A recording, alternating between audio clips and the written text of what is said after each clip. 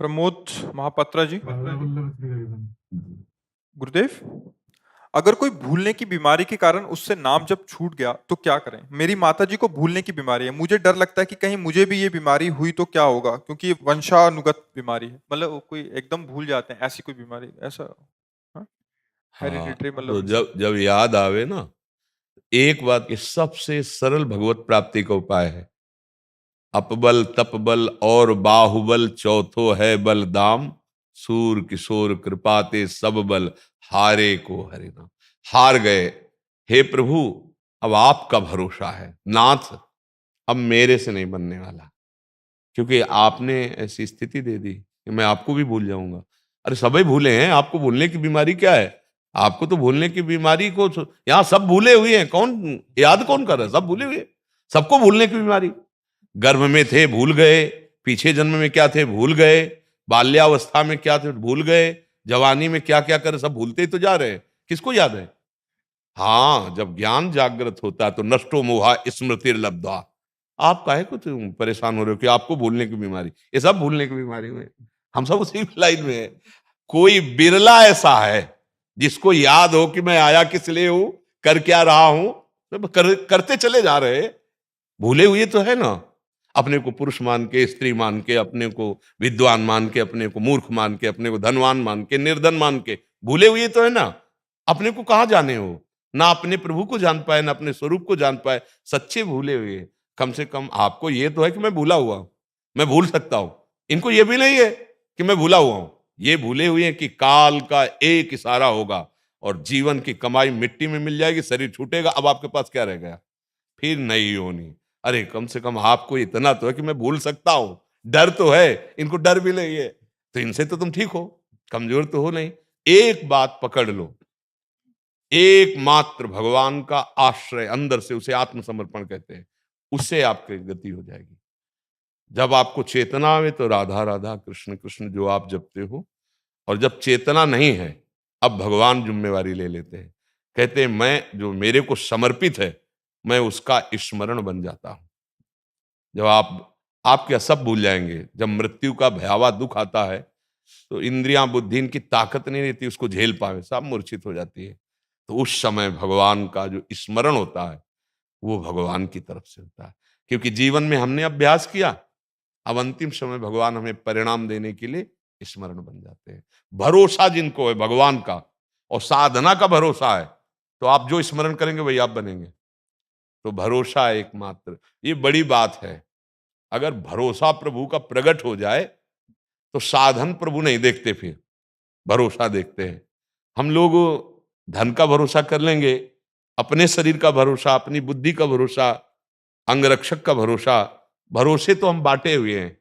लेकिन भगवान का भरोसा, केवल भगवान का भरोसा, ये बहुत कठिन बात है। एक भरोसो एक बल, एक आस विश्वास, एक राम घनश्याम हित, चातक तुलसीदास। कल्याण पक्का हो जाएगा। सब कुछ भूल जाए तो भी कल्याण हो जाएगा, क्योंकि जिसको आपने अपना माना है वो सर्वज्ञ है और उसी के द्वारा रचित तुम्हारी स्थिति है, और वो जान रहा है कि असमर्थ है तो सर्व समर्थ उठा लेता है। आओ, हमारा प्रयास होना चाहिए, जितनी चेतना है प्रभु की तरफ से जो हमें मिली है शक्ति, वो हम सत मार्ग में लगाएं। हम लोग गंदे मार्ग में लगा देते हैं। शक्ति तो सबके पास है, बुद्धि तो सबके पास है, लेकिन वो गलत मार्ग में लग गई, इसीलिए भरोसा नहीं रहा। प्रभु का काम भरोसा है। अगर दृढ़ भरोसा हो जाए तो आपसे सच्ची कहते हैं, सब साधन एक तरफ और भरोसा एक तरफ। भरोसा करना बहुत कठिन है। गुरु पर भरोसा, गुरु के वाक्य पर भरोसा, भगवान के नाम पर भरोसा, भगवान पर भरोसा, बहुत कठिन। सबरी मैया जब दंडकारण्य में रह रही थी तो बहुत से ब्रह्म ऋषि थे, सब अवहेलना करते थे। एक तो मतलब उनका ऐसा जन्म कुल में हुआ, और स्त्री शरीर, मतंग जी ने कृपा करके उनको अपने पास रखा, महान भक्ति देख के। तो सब ऋषि जन मतलब बड़ी अवहेलना करते थे। अगर वो सोहनी लगा रही है, कंक्रीट भी पड़ जाए तो ब्रह्म ऋषि थे ना, अरे ऐसा। भगवान को देखो क्या पसंद आया। बात यहां देखनी, कितने ब्रह्म ऋषि, जहां राक्षस जिंदा खा जाए मुनियों को, वहां वो सुरक्षित रह रहे थे, मतलब कितने तप बल से युक्त हैं।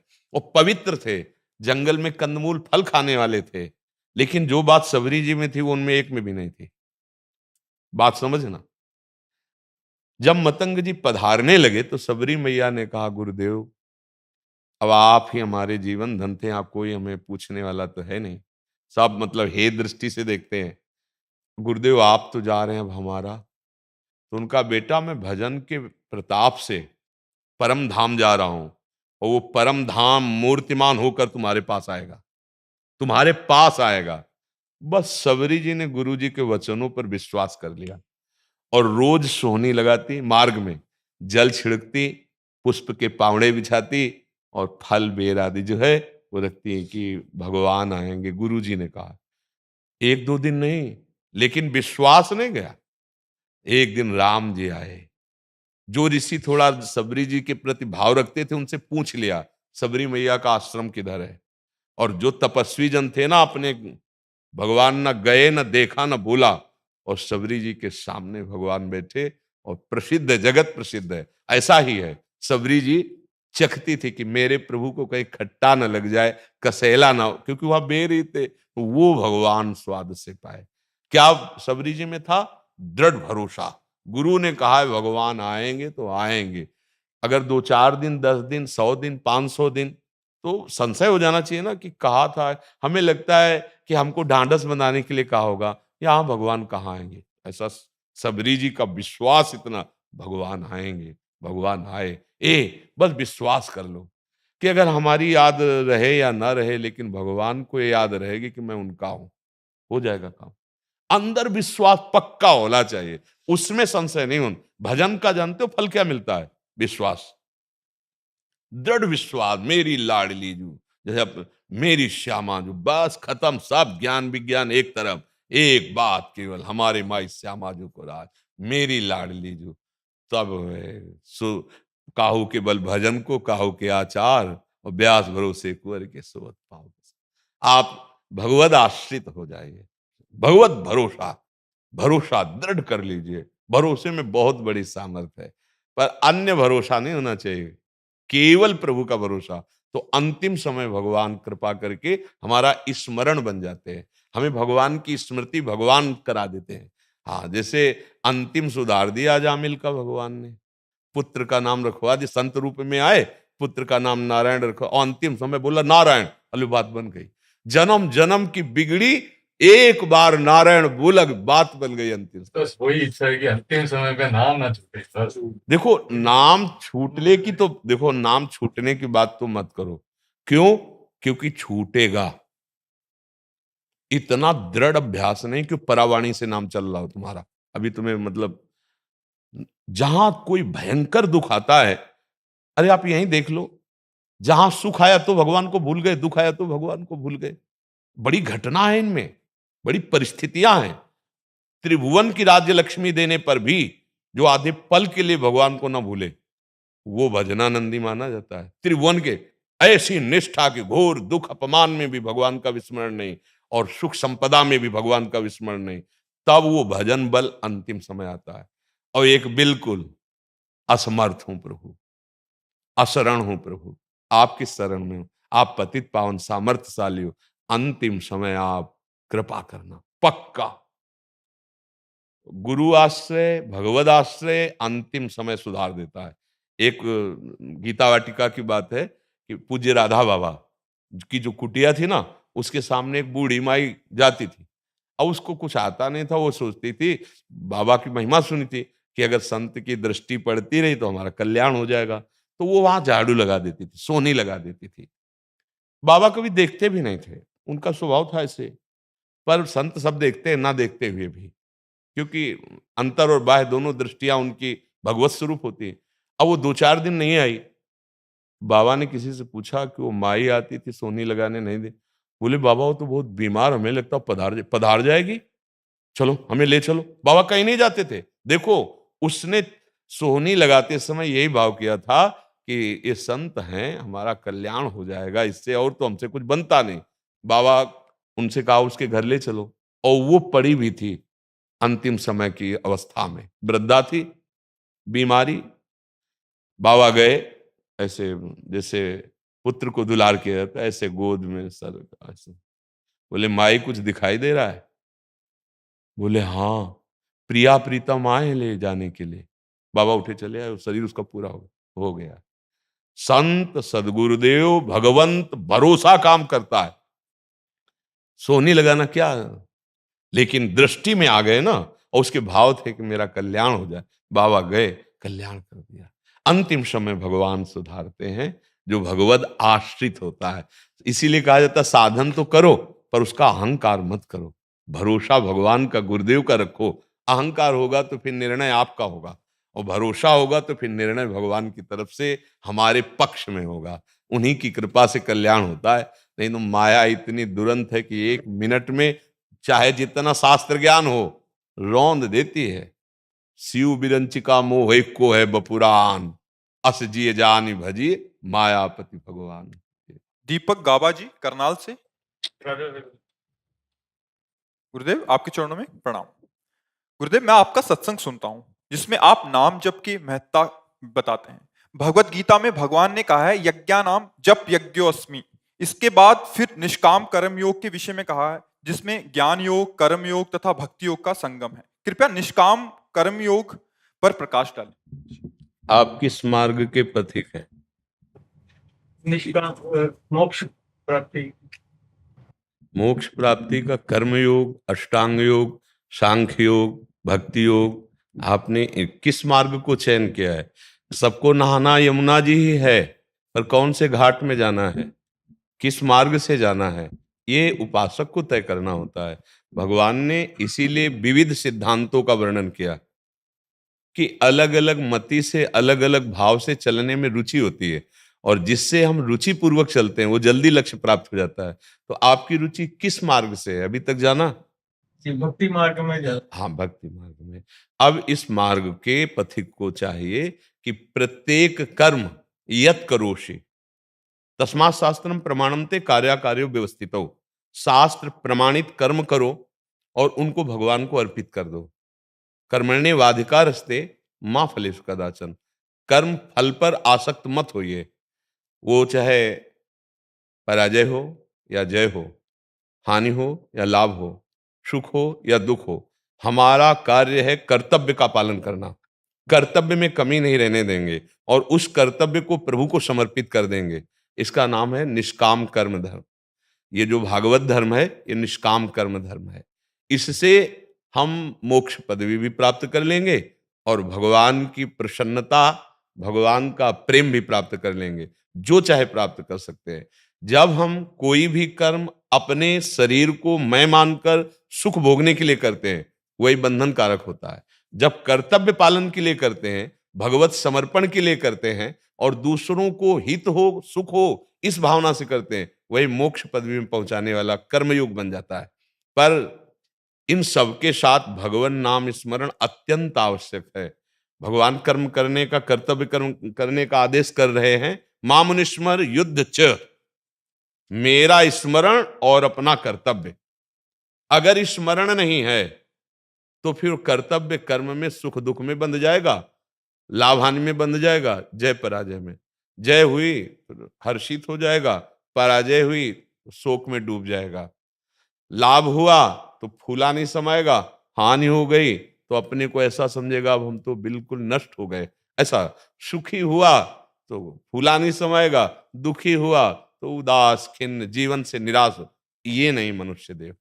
देह का जो स्वरूप है वो भगवत प्राप्ति के लिए, ज्ञान प्राप्ति के लिए, मोक्ष प्राप्ति के लिए, प्रेम प्राप्ति के लिए, इन सबका नाम एक ही है, पर्यायवाची है। नहीं, विश्राम घाट ना हो, जुगल घाट ना हो, केसी घाट ना हो, जब नहाओगे, स्नान करोगे तो यमुना जी ही होंगी। वो एक ही परम तत्व है, उसे जिस भाव से सेवन करे। ये यथामाम प्रपद्यन्ते तास्ततः भजाम्य हम। भगवान निराकार तो निराकार हो, साकार साकार, कृष्ण कृष्ण, राम राम, शिव शिव। जो भाव करोगे, जाकी रही भावना जैसी, प्रभु मूर्ति देखी तिन तैसी। तो भगवान ने विविध मार्गों का इसीलिए वर्णन किया कि किसी का बुद्धि प्रधान है, भाव नहीं बनता, अब चलाओ बुद्धि, जब थक जाए तब शरणागत हो जाना। कोई हृदय प्रधान है, बस बात सुन ली, अब तो मान गए हम, मेरे श्री कृष्ण मेरे प्राण प्रीतम, अब उसके लिए ये मार्ग। अब एक है बहुत कर्मठ साधन वाला, तो अब लगाओ पद्मासन, प्राणों का संयमन करो, इंद्रियों पर विजय प्राप्त करो, परमात्मा में समाधिस्थ हो जाओ।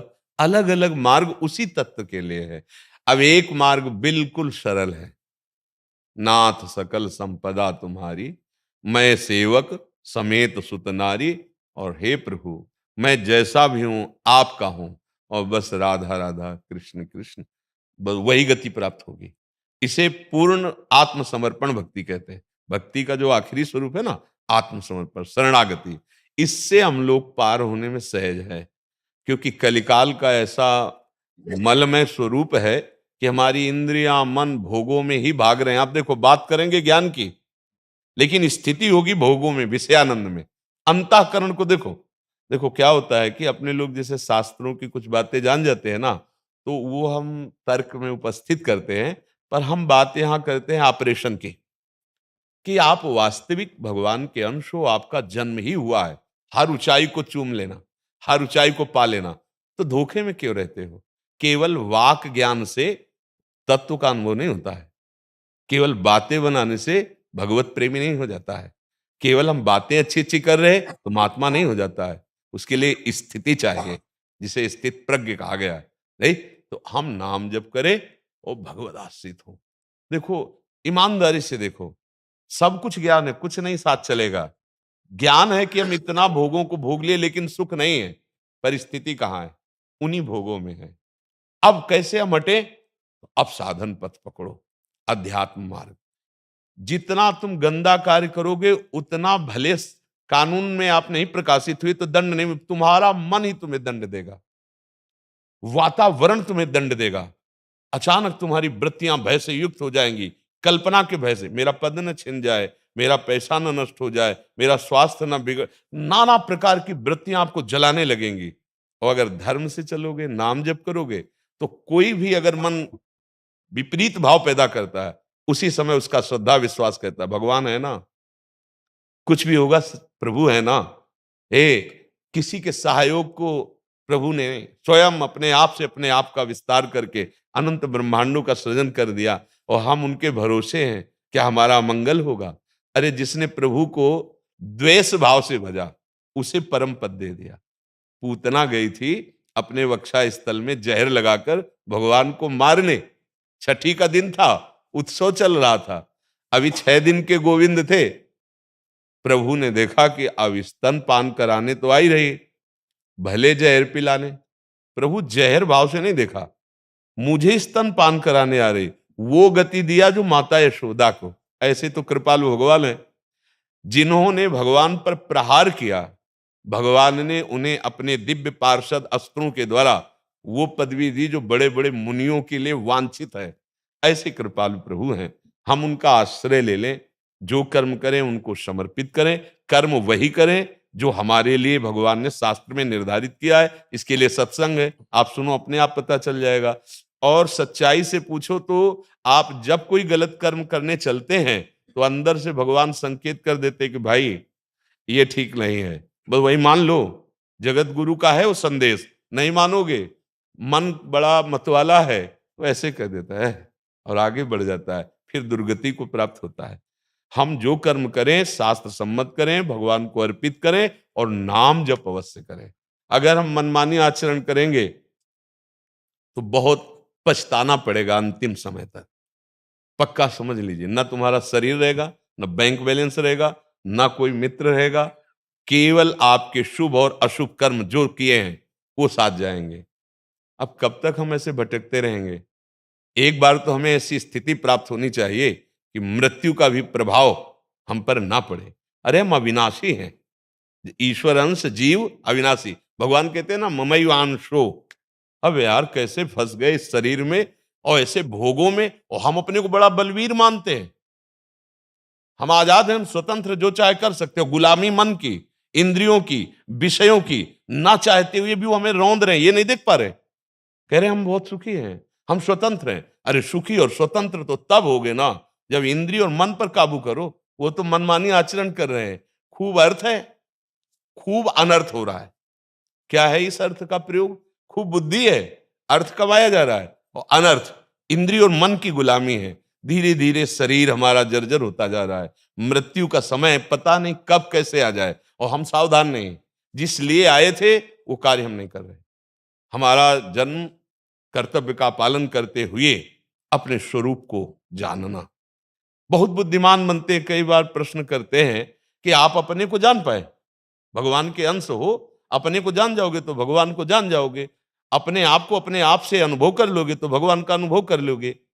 अपने को नहीं जाने, 3.5 हाथ में रहते हैं हम, बहुत विद्वान बनते हैं, बहुत बातें, बहुत बड़ा माया का विचित्र खेल है। बातें करते हैं ज्ञान की और क्रियाएं होती है अज्ञान की, और खूब दूसरे को उपदेश देते हैं, वो अपने वही कर रहे हैं जो हम कह रहे हैं कि नहीं करना चाहिए।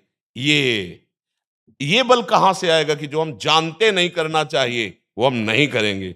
ये भजन से बल आएगा, भगवान के आश्रय से बल आएगा, ये सत्संग से बल आएगा। तो जीवन को और जीवन के कर्मों को भगवान को समर्पित कर दे। ये तो सर्वाणि कर्माणि मयि सन्न्यस्य मत्पराः अनन्येव नैव योगेन माम ध्यायन्तु उपासते तेषामहं समुद्धर्ता मृत्यु संसार सागरात्। अब क्या चाहिए? उसके योगक्षेम का वहन मैं करता हूं, उसको संसार समुद्र से मैं पार लगाता हूं। बस ये तो सर्वाणि कर्माणि मयि सन्न्यस्य मत्पराः, मेरे परायण होकर सारे कर्म समर्पित कर दे, राधा राधा राधा, महामंगल हो जाएगा। ज्ञान विशुद्ध मार्ग है भगवत प्राप्ति का, मोक्ष का, लेकिन अब समय नहीं है।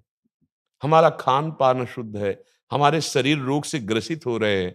हम 1.5-2 घंटे पद्मासन से दासन में नहीं बैठ सकते। न शरीर बस में है, न इंद्रियां बस में है, न मन बस में है, न प्राण बस में है।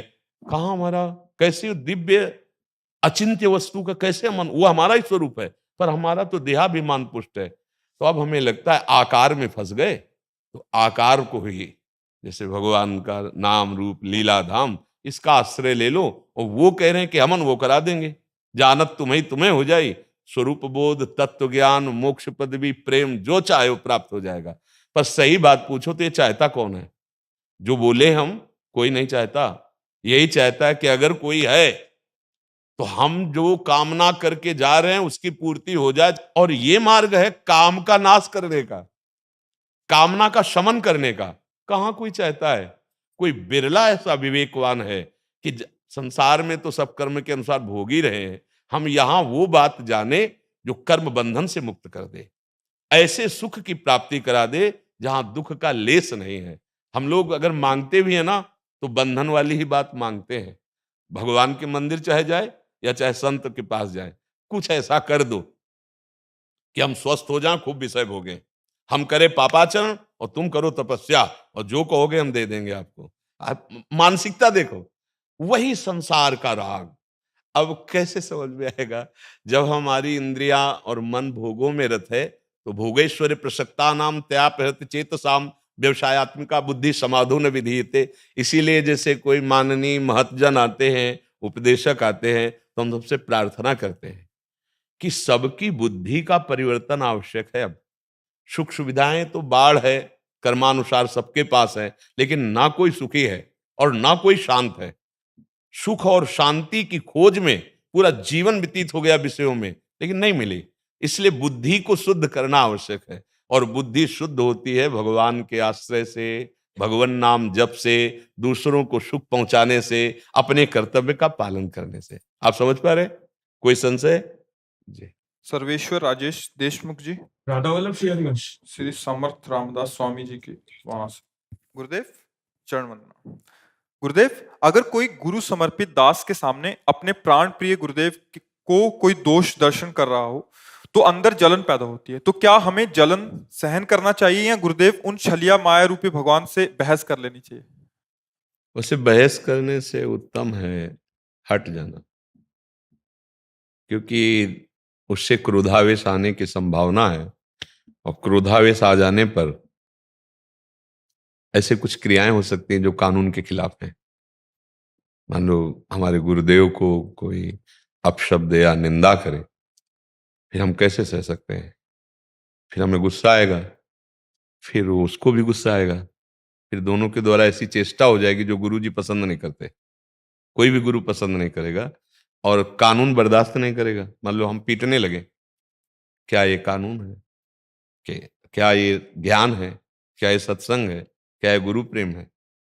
अभद्र व्यवहार हो गया ना, ये तो मूढ़ता होगी मुझे लगता है। विवेक क्या करेगा? कि जैसा आपने कहा कि छलिया भगवान है, तो तुम अब हमसे छल नहीं कर सकते, कि आप ही हो मेरी परीक्षा के लिए, तुम मेरी निष्ठा की ये जो परीक्षा ले रहे हो, इसके लिए जो उल्टा बोल रहे हो, कोई फर्क नहीं पड़ने वाला। और मन से अलग हो गए, क्योंकि लड़ाई झगड़ा ये भक्ति नहीं सिखाती, ये परमार्थ नहीं सिखाता है। गुरु उसमें भी बैठा हुआ है। हमको ये देखना है कि मेरी गुरु निष्ठा की परीक्षा हो रही है। जैसे सप्तऋषि आए और अंबा जी से, पार्वती जी से कहा कि तुम किस लिए तपस्या कर रहे हो? तो उनका भगवान शिव को पति रूप में प्राप्त करने के लिए। बोले भगवान शिव को पति रूप में प्राप्त करने, भगवान शिव में क्या है? चिता की भस्म लगाते हैं, मुंडों की माला पहनते हैं, ना कोई भवन है ना कुछ, बरगद का बहुत विशाल वटवृक्ष है, उसके नीचे हम तुम्हें बढ़िया दूल्हा बताते हैं।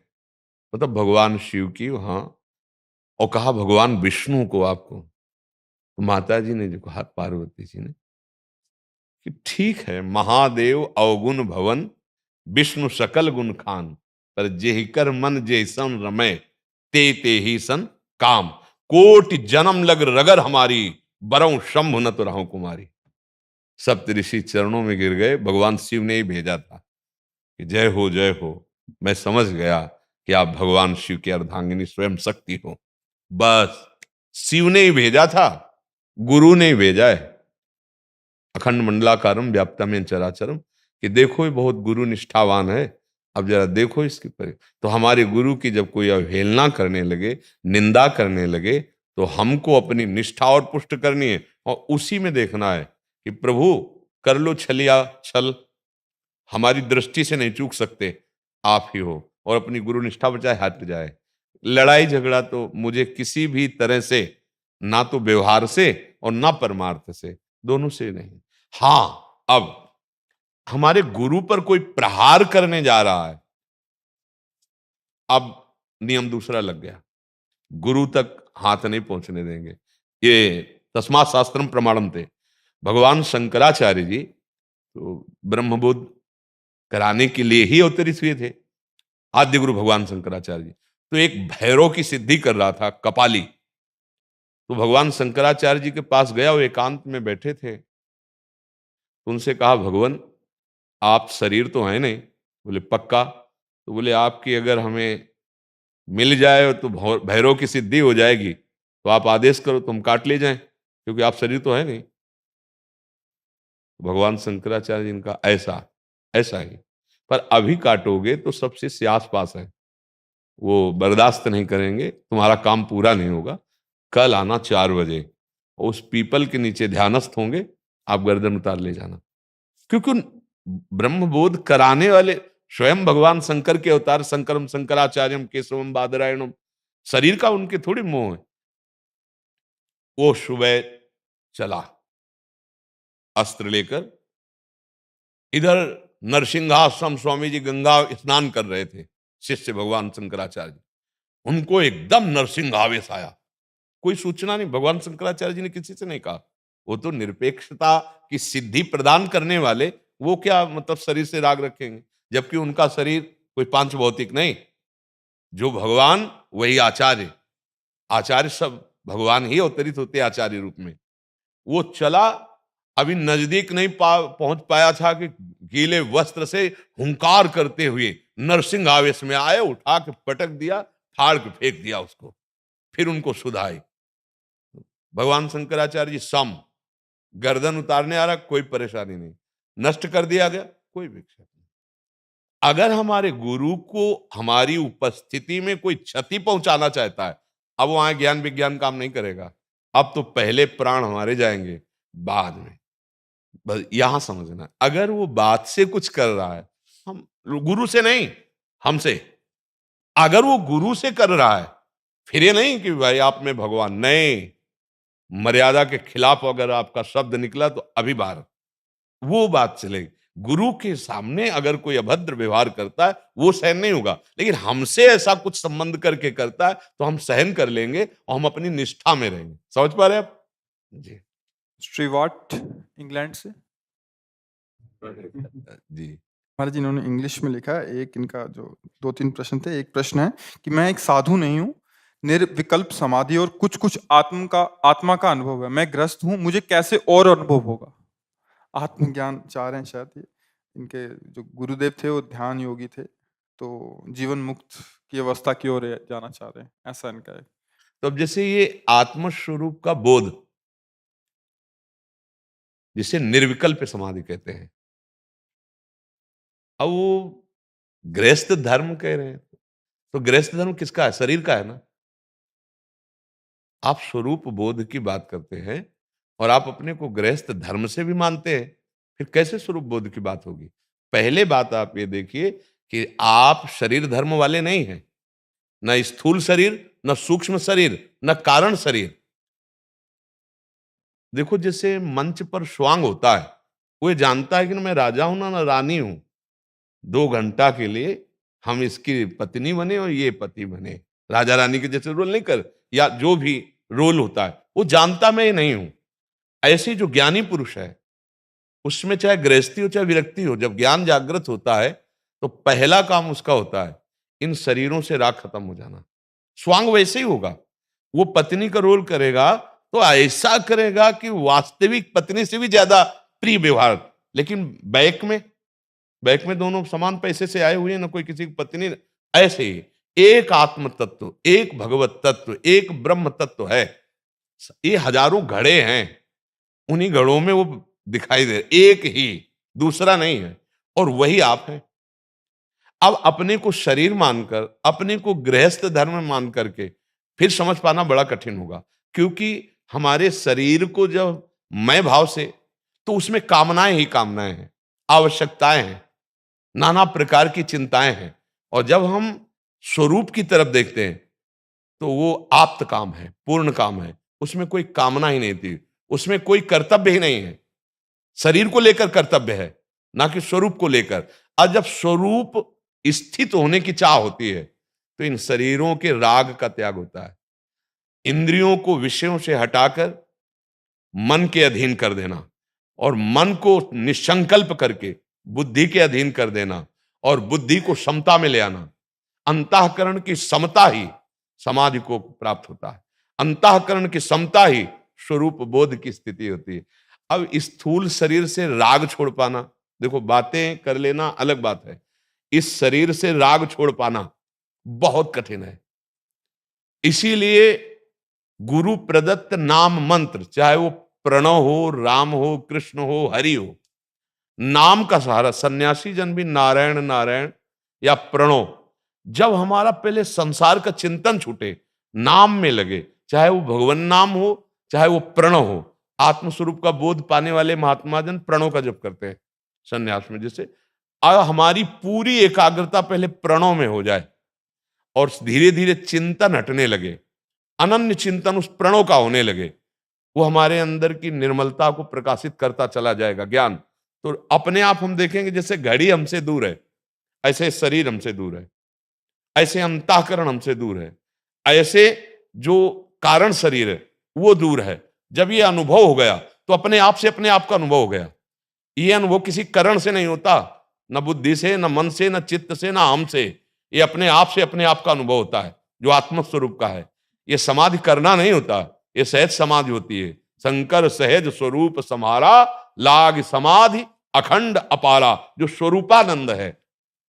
अब जिस क्रिया रूप में इसको क्रिया है ही नहीं, इसीलिए तो अचिंत्य है। जितना चिंतन सब हटाओ, अक्रिय है वो, क्योंकि उसमें अभाव नहीं है, कोई अभाव नहीं है।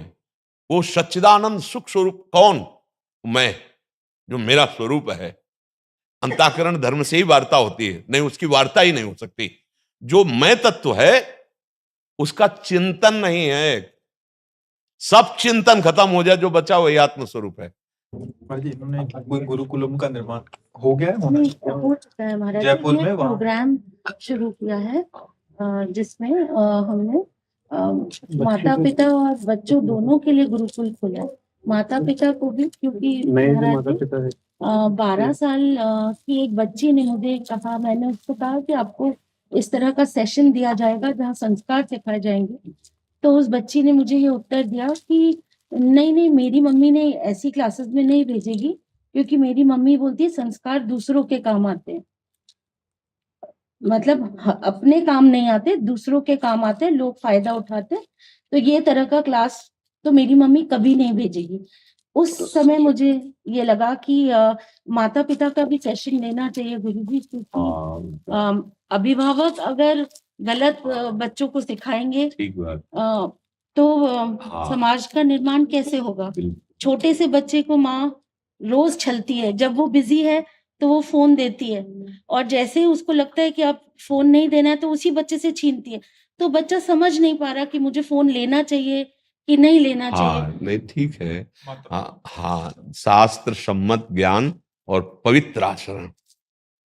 मतलब क्या होता है कि जैसे आप कहीं भी कुछ भी कार्य कर रहे हैं तो उसमें चरित्र निर्माण और स्वयं की पवित्रता, अगर हमारे द्वारा किसी भी तरह की वाणी की अपवित्रता या चेष्टा की अपवित्रता हुई तो हम सफल नहीं हो पाएंगे।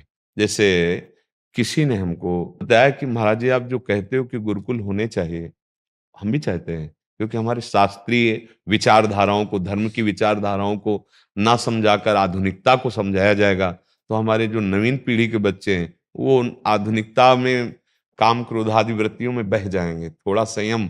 तो हमको बताया कि आप क्या समझते हैं कि गुरुकुलों में बच्चों के साथ क्या गलत व्यवहार नहीं हो सकता? बोले हम खुद इसके भुक्तभोगी हैं, अपने बच्चे को भेजा था फिर वापस किया। इसलिए हम कह रहे हैं कि चरित्र पवित्र होना चाहिए, ना किसी और के द्वारा और ना अपने द्वारा। हमारे जो पास आवे अपने बच्चों से भी अधिक दुलार, सुरक्षा और उनके चरित्र का निर्माण। कहीं कोई भी सेवक, मान लो आप पवित्र भाव वाले हैं, लेकिन आपने जो सेवाएं दे रखी, गार्ड है कोई भी है, इस पर विशेष नजर रखनी है कि हमें बच्चों का चरित्र सुरक्षित रखना है और वाणी से भी ऐसा कोई हमारा व्यवहार ना हो किसी का भी। क्योंकि संस्कार तभी बनते, जैसे ऋषियों के यहाँ थे जंगलों में जब गुरुकुल थे तो वहां खान पान सात्विक और स्वयं जितेंद्रीय महापुरुषों द्वारा शिक्षण होता था। तो अब जैसे ऐसे दोष वाले व्यक्ति की गुरुकुलों में तो ऐसा होता है, अगर एक के साथ भी घटना हुई तो हजारों की श्रद्धा नष्ट करेगा। तो हमको चाहिए कि हम ये प्रमाणित रखें अपने जो भी सेवाएं करें कि चरित्र पावन हमारा और हमारी सेवा पवित्र है, उसमें कहीं दाग न लगने पाए। यही भगवत प्रसन्नता का हेतु हो जाएगा। बहुत सुंदर। जय श्री राधे। हमें बहुत अच्छा लगता है यार जब हम अपने भारतीय सैनिकों को देखते हैं ना तो हमारी छाती फूल जाती है। हाँ, हम एक संत ही मानते हैं, अपने राष्ट्र सैनिकों को हम एक संत मानते हैं, क्योंकि ऐसी ऐसी जगह जहां हम खड़े नहीं हो सकते 5 मिनट, वह इनकी ड्यूटी लगती है और ये देश सेवा के लिए प्राण समर्पित किए हैं। पता नहीं ड्यूटी में जाने के बाद वापस आए कि ना आए, ऐसा होता है ना। हाँ, इसलिए हम सब भारतवासियों के गर्व का विषय है हमारे वो जन जो हमारे राष्ट्र सेवा में लगे हुए। जैसे संत जन है ना, अपने जीवन को तपाकर सबका मंगल चाहते हैं, ये अपने जीवन को मिटा करके, देखो बातें बनाना अलग है, परिवार से वर्षों दूर रहते हैं, परिवार से, परिवार के जन तड़पते हैं, मिलना मुश्किल, लेकिन देश सेवा के लिए खड़े। हाँ, हम भारतवासियों का गर्व है, जो आर्मी है ये हम भारतवासियों का गर्व है कि हमारे राष्ट्र सेवा में जागते हैं और हम चैन से सोते हैं। अगर ये सो जाए तो हमारी दुर्गति हो जाए, नहीं हो जाए। अगर 2 घुसी आवे ना तो एरिया के एरिया नष्ट कर दे, और ये अपने प्राणों की बाजी लगाते हैं। इसे हम जब देखते हैं तो हमारे अंदर एक जोश आ जाता है। हाँ, एक हमारे अंदर प्रियता जाग उठती है, क्योंकि हम भारत अपने राष्ट्र को अपना भगवान मानते हैं, और ये हमारे जैसे भगवान के भक्त नहीं, ऐसे हमारे राष्ट्र भक्त है। इसलिए इनको सम्मान की दृष्टि से सबको देखना चाहिए। हमें राष्ट्र भक्त और भगवान का भक्त यही हमें चाहिए। जो विषयों के भक्त है उनके द्वारा पापाचरण होता है, दूसरों को दुख पहुंचता है, दूसरों की हानि और हिंसा करते हैं। जो राष्ट्र या समाज सेवा, यही हमारे परहित सरिष्ठ धर्म नहीं भाई। जो दूसरों की रक्षा का भार ले लेता है, दूसरों को सुख पहुंचाने का भार ले लेता है, भगवान बिना कोई अन्य साधन के उसको भगवत प्राप्ति हो जाती है। हमें बहुत अच्छा लगता है, आप अपने धर्म से चलिए और आपसे माला गोली वाली ये जो चल रही तो ठीक ही है, पर उस पे चूक नहीं होनी चाहिए। आप उससे चलोगे ना तो हमारा तिरंगा फहराएगा, हमारा राष्ट्र सुखी रहेगा। आप लोग का सच्चा भजन, अपनी मर्यादा में, कभी किसी के प्रलोभन में ना आना और किसी के भय में ना आना, ये हमारे राष्ट्र से। और जो अगर प्रलोभन में आ गया फिर तो चूक हो जाएगी, नहीं फिर चूक हो जाएगी। कोई प्रलोभन, हमारे राष्ट्र से बढ़कर हमें कोई प्रलोभित नहीं कर सकता। हमारी राष्ट्र रक्षा में अगर कहीं थोड़ा सा भी छिद्र दिखाई दे तो चाहे अपना ही आदमी क्यों ना हो, उसे तत्काल अंडर में लेना चाहिए, नहीं तो छोटा सा छिद्र हमारे देश के लिए घातक बन सकता है। हाँ, हमारे राष्ट्र सैनिकों की जय हो, वो स्वस्थ रहे और हमारे भारत की सुरक्षा में रहे। और जिनका शरीर छूटता है, एक बार प्रश्न किया था किसी घर वाले ने कि अगर राष्ट्र सैनिकों का शरीर छूटता है तो क्या अकाल मृत्यु? नहीं, बंधनी। ऐसे जैसे पुण्यात्मा जाता है तो स्वर्ग में जाकर पुण्य क्षीण होने के बाद मृत्यु लोक को प्राप्त होता है, लेकिन जो वीर गति को प्राप्त होता है वो नहीं। वो ऐसा नहीं पुण्य है कि पुण्य क्षीणे मृत्यु लोके वसंती। वो जब तक स्वर्ग रहेगा तब तक उसमें रहेंगे, इसके बाद ऊपर की उन्नति को नीचे नहीं आएंगे। ये वीर गति कही जाती है, ये हमारे देश के प्रति बलिदान कहा जाता है। ये बहुत बड़ी यज्ञ है, रण यज्ञ। ये छोटी मोटी यज्ञ नहीं जिसमें अपने प्राणों की आहुति करते हैं। ये कोई ना सोचे, जैसे एक ने प्रश्न किया था, माना स्वर्ग चले गए फिर पुण्य क्षीण होंगे, मृत्यु लोक में आए तो गति क्या हुई?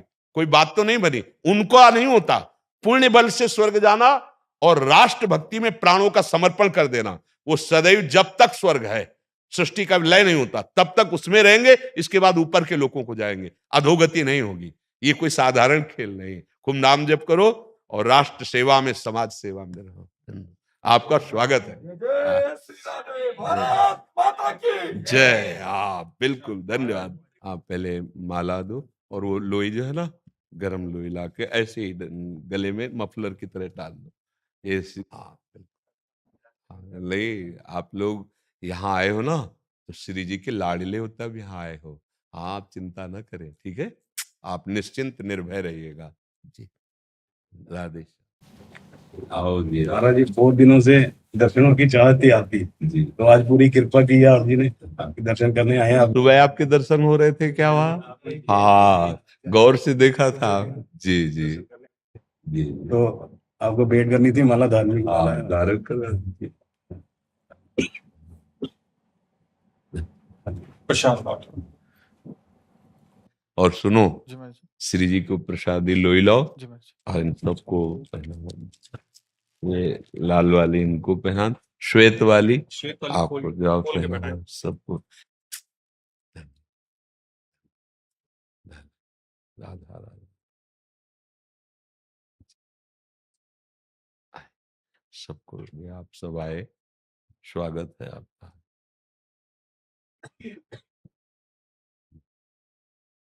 क्या सेवा करें आपकी? बस ये कृपा कीजिए, दर्शन चाहिए थे, दर्शन हो गए आपके। जी और मन में एक और थी, जैसे कि कबीर जी का दोहा आता ना, जब जी राम बुलावा भेजया दिया कबीरा रोए, जी जो सुख साधु संग में जी। सो बैकुंठ ना होए। हाँ बिल्कुल वही कृपा हुई जी। मैं आप जी के सत्संग सुनता हूँ, वहां पर देख रहा था टीवी में, जी जी तो एक खिंचाव सा पैदा हुआ, मैं कहा दर्शन करके आने हैं। जी। तो आज आप जी ने कृपा की, पूरी की जी। आप हमारी आत्मा हैं, आप हमारे हैं। जब हमारे प्रभु की चर्चा होती है, ईश्वर की चर्चा होती है, आत्मस्वरूप की, तो जितने आत्म प्रेमी हैं उनके हृदय में अपनापन जागृत होता है। ये आपका अपनापन है। जैसे आप यहाँ आए ना तो कृपा करके आए हैं हमें दर्शन देने के लिए। ये आपका प्रेम है, ये आपकी प्रीति है। और ये प्रीति जिसके हृदय में जागृत हो गई संत समागम की, तो भगवान शंकर भी कह रहे हैं, उमा संत समागम शमन लाभ कछुआन। अगर सृष्टि में, अनंत ब्रह्मांडों में लाभ शब्द जोड़ा जाए तो एक ही जगह जुड़ता है, जो भगवत प्रेमी महात्मा हैं, जो ईश्वर में रमण करने वाले हैं, जो आत्मरति को प्राप्त हैं। अगर उनका संग मिले तो तात स्वर्ग अपवर्ग सुख धरी तुलाए कंग तूल न ताहे सकल मिली जो सुख लव सत्संग। स्वर्ग का सुख, मोक्ष का सुख, ये सब एक पलड़े में, और साधु का संग एक क्षण, बोले वो कीमती हो जाता है। हाँ, तो भगवान की कृपा होती है तब अपने लोगों का मिलन होता है, और इस मिलन का फल होता है कि कभी बिछोड़ना ना हो। जो हमारा आराध्य है, जो हमारा इष्ट है उससे कभी बिछुड़ना। बड़े भाग पाइब सत्संगा, तो बिना ही प्रयास होई भवभंगा। जो संसार के विषयों का आकर्षण प्राणियों को रौंदे दे रहा है, विनाश की तरफ ले जा रहा है, अगर साधु समागम हो गया तो हमारी ब्रेक लग जानी चाहिए। अब गंदे मार्ग का हमारा मन और हमारी इंद्रियां हमको गुलाम न बना पावे। साधु समागम इंद्रियों पर, मन पर विजय प्राप्त करके परमात्मा की प्राप्ति करना। बहुत पवित्र जीवन मिला है मानव देह, इसको हम बहुत गंदा कर रहे हैं। जो हमें चादर जैसी मिली थी, अगर वैसे मालिक को वापस कर दें तो इनाम मिल जाएगा, पर हम गंदी कर देते हैं, नहीं कर देते। जो हमें चादर मिली, इसे काम क्रोध लोभ मोह मद मत्सर से गंदी कर देते हैं। अब हमको गंदा करने का अवसर नहीं देना। अब हमारे पास समय नहीं है, इतना जीवन बीत गया, अब पता नहीं कितना है, कितने सेकंड है, और हमको वो गति प्राप्त करनी है कि अब दोबारा इस मायाकृत प्रपंच में जन्म ना हो।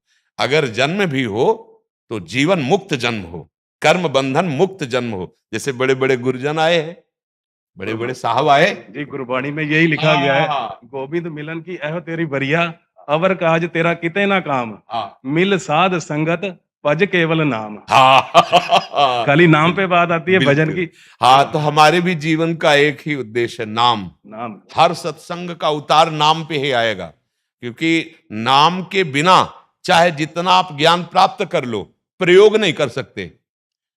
ज्ञान बोलोगे, लेकिन जब काम आएगा तब प्रयोग नहीं कर पाओगे। वो बल नाम देता है। भव समुद्र से पार करने के लिए नाम, और नाम ऐसे चले श्वास श्वास में।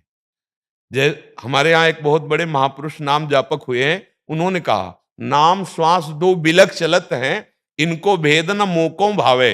नाम ही श्वास, श्वास ही नाम है। नाम श्वास को भेद मिटावे, और रोम रोम जब रग रग बोले, तब कछ स्वाद नाम को पावे। बोले श्वासा श्वासा में नाम रम जाए, मानो आप समुद्र से पार हो गए। ये नाम क्या है? अगर श्वास श्वास में रम गया तो अद्भुत ज्ञान शक्ति, अद्भुत वैराग्य शक्ति, अद्भुत प्रेम शक्ति, इसी से सब जागृत हो जाती है। तो बड़े बड़े जो महापुरुष हुए हैं, नाम के बल से उस वस्तु को प्राप्त किया है। जो नाम को पकड़ लिया, अब भव समुद्र से उद्धार होने की फिक्र खत्म हो जानी चाहिए। नानक नाम जहाज है, चढ़े तो उतरे पार। जो चढ़ गया नाम में, वो पार हो गया। धन्यवाद, धन्यवाद। बहुत अच्छा लगा, आपके दर्शन से बहुत अच्छा लगा स्वामी। जी, आप बीजेपी के एक नेशनल जनरल सेक्रेटरी ऐसे बता रहे थे, तो बीजेपी में ही सेवाएं देते हैं, तो आपके दर्शन करने आए थे। बहुत सुंदर है, बहुत सुंदर है। आपको जो हमारी भारत सरकार का पद और सेवा मिली है, यही भगवान की पूजा है। आप उसे धर्म पूर्वक कीजिए, और जितना बन सके नाम जप कीजिए। तो ये सेवा तो है ही मनुष्य जीवन का जो परम लाभ है, प्रभु की कृपा, प्रभु की प्रसन्नता, कि अगर हमारा अगला जन्म हो तो हमें इसी देश में हो, और हमें ऐसी ही सेवा मिलती रहे। हम अपने राष्ट्र की सेवा करें, समाज को भगवान का स्वरूप मानकर उसे सुख पहुंचाए। अपने जीवन को अगर हम सेवा में समर्पित कर दें तो हम सच्ची कहते हैं, इससे बड़ा कोई भजन नहीं है। ये जो समाज है ना, इसकी सेवा से भगवान बहुत जल्दी प्रसन्न। परहित सरिस धर्म नहीं भाई। तो मानो भगवान ने आपको तो बहुत बढ़िया पद रूपी सेवा दी कि आप अपने पद से जितनी आपका अधिकार है उतनी समाज को सुखी कीजिएगा। तो आगे बढ़िए, हमारे समाज को और सुख पहुंचाइए, और नाम जप करते हुए आप अपने सुख का भी संग्रह कीजिए। क्योंकि देखो, ये तो मानना ही होगा कि ये सब कुछ समय के लिए है। क्यों? तो अब आगे के समय के लिए मेरे पास धन होना चाहिए। अलग अलग जगह धन का, जैसे अब भारत से अमेरिका जाए तो फिर वहां पैसा बदलाना पड़ेगा, लेकिन यहाँ मृत्यु लोक का ऐसा सिस्टम है कि यहाँ से कुछ ले जाता साथ, ना रुपया, न पद, न कुछ साथ ले, एकमात्र भगवान का नाम। तो अगर हम केवल नाम जप नहीं किए और सब कुछ किया, तो हम यहाँ से खाली हाथ चले जाएंगे।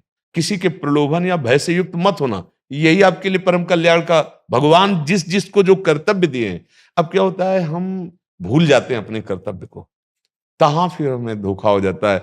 जैसे हम समाज के पदों में हुए, और फिर उनकी सेवा के लिए जो अर्थ विधान, जो व्यवस्थाएं है, वो तो फिर वो पद हमारे लाभदायक नहीं होगा, वो हमें गिरा देगा।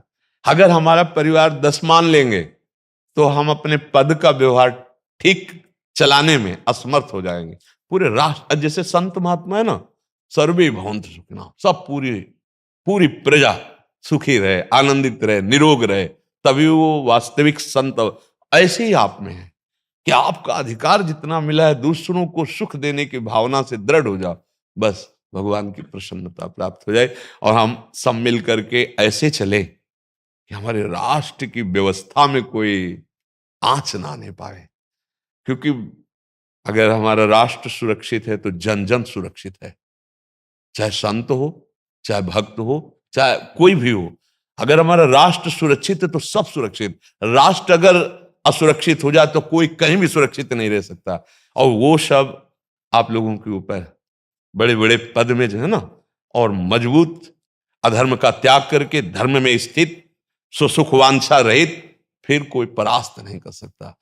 अब ऐसा ठोस कदम होना चाहिए जिसमें कहीं पुलाहट ना हो, फिसलाहट ना हो कि हम चूक जाएं। ये चूक नहीं होनी चाहिए। तो हम यही चाहेंगे कि आप बहुत मजबूत कदम उठाएं और हमारे राष्ट्र की सेवा होती रहे, हमारा राष्ट्र सुखी रहे, हमारे राष्ट्र में धर्मयुक्त बुद्धि बढ़े, जो हमारी गंदी बातें बढ़ रही हैं वो नष्ट होनी चाहिए। तो यही हमारा, आप स्वस्थ रहें, विचारवान बने, धैर्यवान बने, किसी प्रलोभन और भय से परास्त ना हो, तभी आगे बढ़ना होता है। जी। बेटा है सुप्रीम कोर्ट में एडवोकेट है, छोटा बेटा है जो व्यापार करता है, बिटिया भी एडवोकेट है, अभी आईएएस की तैयारी कर रही है। बहुत आपको देखते रहते हैं, सुनते रहते हैं। और आपने उस दिन जो परम पूज्य सरसंघ चालक जी से बात की, बहुत स्ट्रिक्ट बात की, दिल से आपने, हाँ, जो बोला है वो दिल से बोला है। जी जी और जो उनका प्रश्न था उसका जो आपने आखिर में उत्तर दिया है, बहुत उत्तम जी, बहुत उत्तम। हाँ, क्योंकि अगर ऐसे बड़े जो माननीय जन है ना, ये बात समझेंगे ना, तो इनका विश्वास दृढ़ हो जाएगा। ये जो हमारे अंदर भय बना रहता है ना, हमें भयभीत नहीं होना, हमें निर्भय रहना है, हमें दृष्टि पवित्र रखनी है। एक एक जन हमारे लिए भारत के सुधार के लिए करते हैं। एक एक व्यक्ति अपना सुधार कर ले, एक एक व्यक्ति अपने दायरे से सुधार कर ले, तो सब सुख शांति को प्राप्त है। वह भयभीत नहीं होना।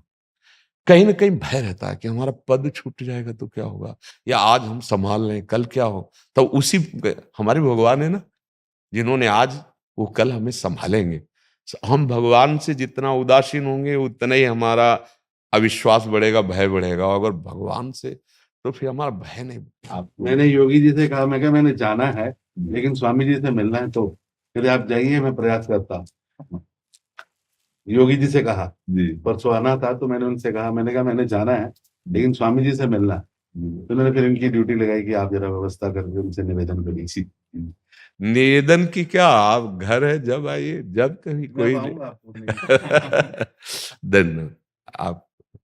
राधा राधा राधा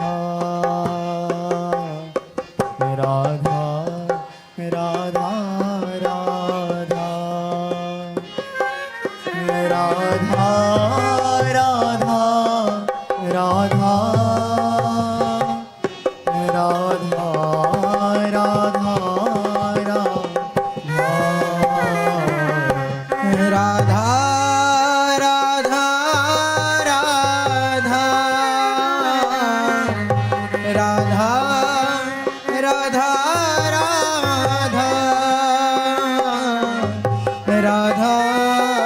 राधा राधा राधा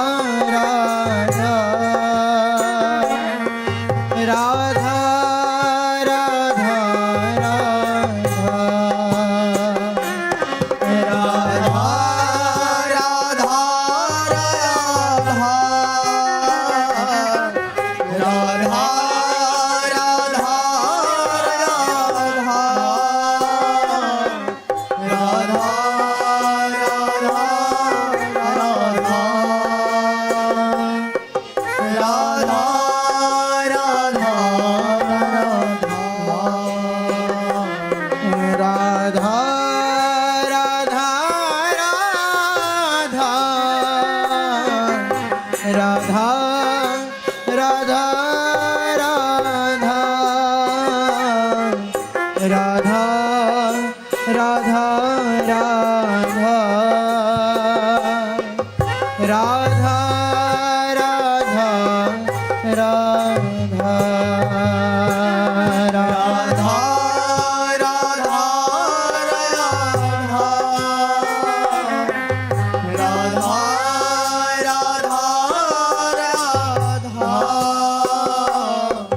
राधा राधा राधा राधा राधा राधा श्री राधा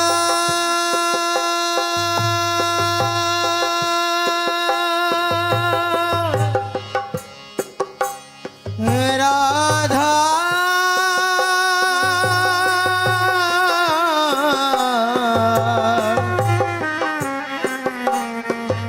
राधा राधा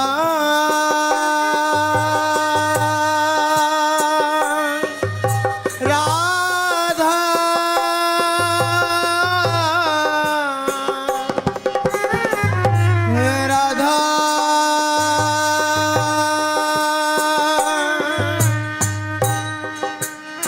श्री राधा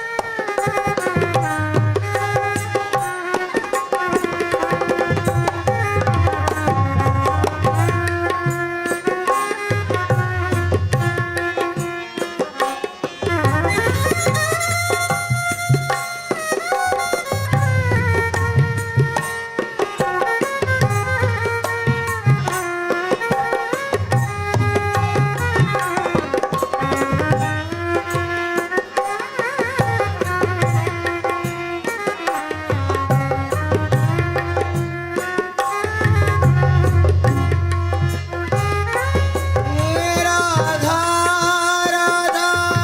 राधा राधा राधा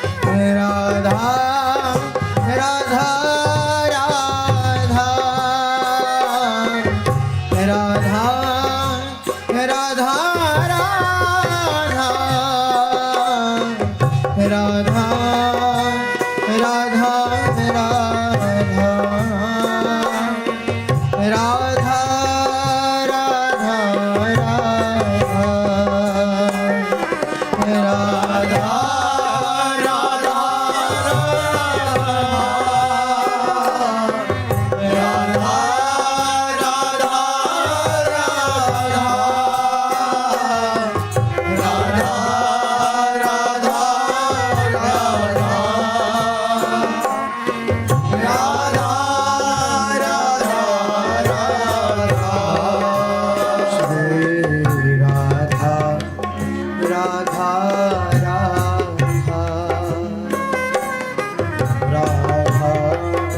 राधा राधा